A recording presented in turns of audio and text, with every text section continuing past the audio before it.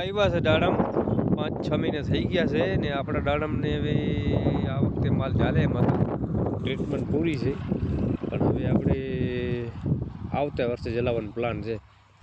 આમાં શીખવા માટે તો આપણે અમુક છોડમાં એકમાં જલાવવાના છે કે એમાં આપણે કંઈક આઈડિયો આવી જાય કે આવતા વર્ષે જલાવવું હોય તમારી ટ્રીટમેન્ટ કંઈક અલગ જ છે ભાઈ.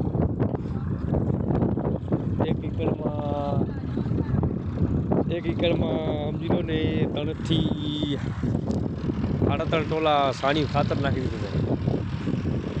બાકી ડીએપીની જો અમે વપરાશ થોડોક ઓછો કરીએ, સાણિયા ખાતર વધારે કરીએ એટલે દાડમમાં બહુ સરસ રિઝલ્ટ છે સાણિયા ખાતર. બાકી સેલેરીનું યુઝ વધારે કરીએ. સેલેરી જે ટ્રીપ આવે છે એમ ગૌમૂત્ર સાણ એનો વપરાશ બહુ જ કરીએ છીએ. એમાં લાભ છે, આપણે ખાતરના રૂપિયા બચે ને ભાઈ. જય જવાન જય કિસાન.